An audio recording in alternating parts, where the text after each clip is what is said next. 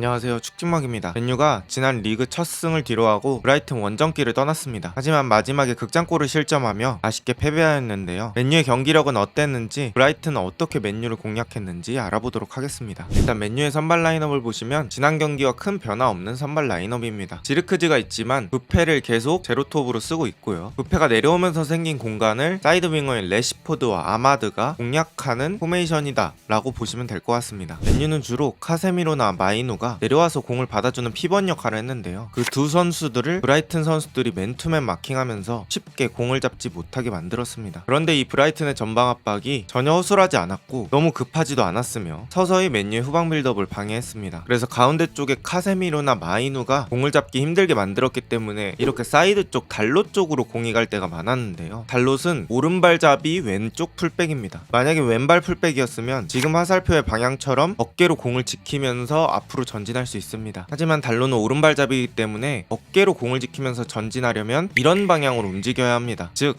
앞이 아니라 중앙 쪽으로 가기 때문에 압박을 더 쉽게 벗어날 수 없는 구조가 됩니다. 동적인 움직임이 아니라 횡적인 움직임을 하기 때문에 압박에서 빠져나가는데 시간이 더 걸리는 거죠. 그래서 맨유는 후방 빌드업에서 브라이튼 선수들을 따돌리는데 많이 고생을 했습니다. 또 맨유의 공격 방식도 생각보다 너무 다이렉트했습니다. 지금도 아마드의 공을 받은 부페가 잡지 않고 바로 크로스를 넣어줍니다. 물론 충분히 시도해볼 수 있는 자리는 맞으나 맨유가 후방 빌드업에서 풀어서 올라오는 일이 많지 않았기 때문에 공을 한 번쯤은 아껴줘야 수비의 체력을 덜 쓸 수 있는데 이런 다이렉트한 공격들이 실패하면서 맨유가 수비하는 시간만 늘어났죠. 지금 장면도 마찬가지입니다. 부페가 충분히 좋은 움직임으로 뒷공간을 팠지만 패스가 조금 길었죠. 의도는 좋았지만 결과는 좋지 않았습니다. 즉 맨유는 이 공격으로 또 소유권을 잃고 수비하게 되고요. 또 이렇게 밀집된 공간에서 아주 잘 풀어나올 때도 있었습니다. 레시포드, 카세미루 그리고 마운트에게 공이 연결됩니다. 마운트가 잡지 않고 돌면서 아마드에게 연결하고 아마드는 이 공을 위쪽에 있는 마즈라위에게 연결합니다. 그런데 마즈라위가 또 다이렉트한 공격을 시도합니다. 하지만 여기서 패스를 주는 건 생각보다 어려운 각이었고요. 아래서부터 잘 풀어나갔지만 소유권을 또다시 한번 잃는 맨유입니다. 즉 지금까지 맨유를 정리해보면 첫 번째, 브라이튼의 전방 압박이 꽤나 견고해서 쉽게 앞으로 전진하지 못했다. 그래서 가끔씩 오나나의 롱킥이 나왔고 되게 투박하게 앞으로 나가는 느낌이었습니다. 두 번째, 앞으로 나간다고 해도 공격 방식이 되게 다이렉트하기 때문에 공을 소유하고 있는 시간은 생각보다 적은, 그래서 공수 전환을 하는데 체력을 많이 쓰고 수비하는 시간이 늘어나는 그런 구조로 자꾸 플레이가 됐습니다. 그렇다고 해서 맨유가 아예 좋은 장면이 없었다,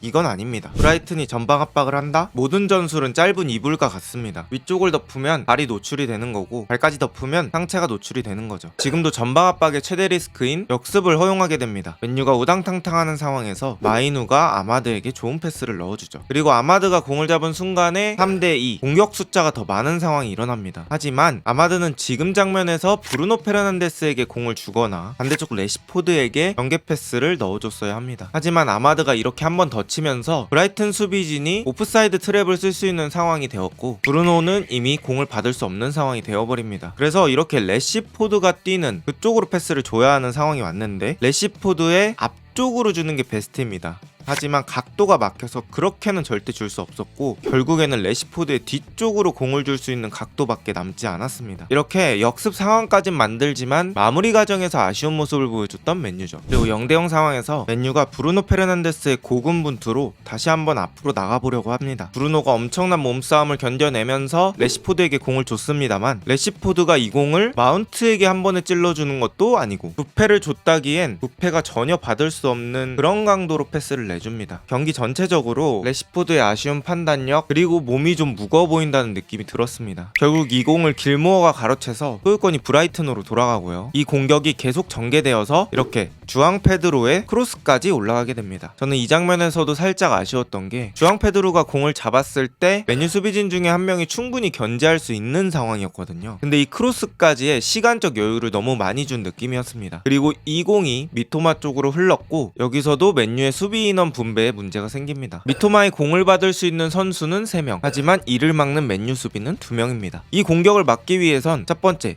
미토마의 크로스가 안으로 올라오지 못하게 만들어야 합니다. 두 번째, 적어도 상대 공격수보단 더 많은 수비 숫자가 있어야겠죠. 하지만 그 둘 중에 아무것도 지켜지지 않으며 안쪽으로 크로스가 올라왔고 이 공을 웰백이 밀어넣으며 경기는 1대0, 브라이튼이 앞서갑니다. 오늘 그나마 치명적이었던 건 부페와 마운트가 괜찮은 호흡으로 브라이튼의 뒷공간을 몇 번 공략했다는 겁니다. 지금도 마운트가 하프스페이스 쪽 공간으로 뛰어가면서 부페는 이에 맞춰 좋은 공간 패스를 넣어주죠. 그리고 마운트가 안쪽으로 공을 넣어주지만 이 공을 수비가 막아냅니다. 제가 아까 모든 전술은 짧은 이불과 같다고 말씀드렸는데 지금도 약간 그런 느낌의 장면이거든요. 이렇게 브루노가 아래에서 공을 배급해줄 수 있을 땐 좋지만 톱자리에 있던 브루노가 미드필더까지 내려오면서 결정적일 때 피니쉬를 해줄 선수는 한 명 줄어드는 효과가 생깁니다. 클래식한 원톱이 아니기 때문에 그런 장단점은 있는 전술이었습니다. 이렇게 전반전은 1대0으로 브라이튼이 앞선 채 종료되고 양팀은 후반전을 맞게 됩니다. 브라이튼은 이 상황에서 세트피스에서 웰백의 헤더가 골대에 맞으면서 맨유는 꽤나 아찔한 상황을 맞이하기도 했는데요. 그러다가 브라이튼 축구의 리스크가 한번 터집니다. 전반전에도 맨유에게 한 번에 큰 공간을 허용해서 3대2 수적 열세로 공격을 당했던 브라이튼인데요. 이번에도 그런 장면이 나왔습니다. 메가이어가 마이누에게 패스, 마이누가 이걸 뒷발로 깔끔하게 돌려놓으면서 바로 마즈라위에게 공을 줍니다. 마즈라위는 돌아서자마자 뒷공간으로 뛰어드는 아마드에게 좋은 스루 패스를 넣어주고요. 여기서는 아마드의 개인 능력이 빛났습니다. 오른발로 땅을 크게 찍고 자신이 좋아하는 왼쪽으로 공 컨트롤. 사실상 이런 상황에서는 슈팅을 가져가는 것보다 이렇게 슈팅 각을 세팅해 놓는 게 어려운데 아마드의 이 동작은 예술이었죠. 그리고 슈팅은 정확하게 맞진 않았지만 따라 들어오던 바네케의 발에 맞고 브라이튼의 골문으로 빨려 들어갑니다. 이렇게 맨유는 1대1 동점을 만듭니다. 그러다 또다시 동점골과 비슷하게 브라이튼이 공격에 실패하고 맨유가 수적으로 유리한 상황에서 공격을 하게 되는데요. 브루노가 사이드에 있는 아마드에게 패스. 아마드가 공을 잡은 순간 브루노가 넓게 돌아줍니다. 공을 주고 멈춰있는 게 아니라 이렇게 돌아서는 움직임, 이런 것들이 부페를 맨유의 에이스라고 표현할 수 있는 장면 같습니다. 그리고 부페가 아마드에게 공을 받아서 안쪽으로 땅볼 패스. 그리고 여기서 가르나초가 슈팅을 하는데 이 공이 지르크지의 무릎에 맞고 들어갑니다. 지르크지의 무릎에 맞지 않았다면 득점이 될 수 있었는데 맨유에선 매우 아쉬운 장면이 되었습니다. 이 장면은 사람마다 생각이 다를 수 있지만 제 생각을 조심스럽게 말씀드려보자면 저는 사실 골문이 비어 있었기 때문에 가르나초가 지르크지가 건드릴 수도 없게 그냥 먼저 골을 넣었어야 된다고 생각합니다. 근데 공이 지르크지 쪽으로 향했고 우리가 보는 건 느린 화면이기 때문에 지르크지가 대처할 수 있을 것처럼 보이지만 실제로는 생각보다 공이 빨랐을 것으로 추측이 되고요. 거기서 순간적으로 무릎을 빼는 게 쉽지 않았다고 생각합니다. 무튼 맨유는 좋았던 분위기를 이어가지 못했죠. 그러나 와중 테나흐는 경기 시간 79분에 브루노를 빼고 맥토미니를 투입하는데요. 그래도 맨유 공격적인 볼 배급에 큰 도움이 되었던 브루노를 빼는 건 상당히 파격적인 교체였습니다. 그리고 경기 시간 80분 때부터는 양팀이 무한 공수 전환을 수행했습니다. 브라이튼이 역습 가면 맨유도 역습 가고 누가 공 뺏기면 반대쪽도 뺏기고 오늘 비도 왔기 때문에 선수들의 체력은 더 고갈될 수밖에 없었고 말 그대로 정신력 싸움이었습니다. 하지만 추가 시간이 얼마 남지 않은 시간 맨유는 집중력 싸움에서 패배하고 맙니다. 코너킥에서 맨유는 박스 가운데 쪽 수비를 집중했습니다. 그러면서 아딩그라가 완전한 프리맨으로 서 있게 되었고 공교롭게도 이 공이 아딩그라 쪽으로 떨어집니다. 첫 번째 맨유의 수비 인원 분배 미스와 불운이죠. 두 번째입니다. 이 공을 안토니가 그래도 빠르게 다가오면서 아딩그라에게 컨택을 합니다. 근데 또 이 굴절된 공이 브라이튼 쪽으로 흐르고요. 브라이튼은 소유권을 유지하죠. 맨유의 두 번째 불운입니다. 그리고 이 순간 이 공이 흐르면서 결국엔 아딩그라에게 전달됐고 아딩그라가 반대쪽 비어있는 주앙 페드루를 보고 좋은 크로스를 넣어줍니다. 그리고 주앙 페드루는 이 공을 헤더로 마무리합니다. 자, 여기 보시면 맨유의 수비 인원 분배가 매우 잘못됐다는 걸 볼 수 있습니다. 아딩그라 한 명에게 거의 4명의 선수가 붙어 있습니다. 중요한 건 4명이 붙어 있다면 이 중에 한 명은 달려나가서 적극적인 수비를 해줘야 하는데 자리만 지키고 있었고 또 주앙 페드루에게는 한 명도 붙어 있지 않았습니다. 저는 이 수비 인원 배분 문제는 사실 집중력과 체력에서 오는 거라고 생각합니다. 경기 막판쯤이기 때문에 선수들이 정신 없었을 거고 그런 혼란 속에서 브라이튼 공격수들의 집중력이 더 좋았던 거죠. 결국 경기는 2대1로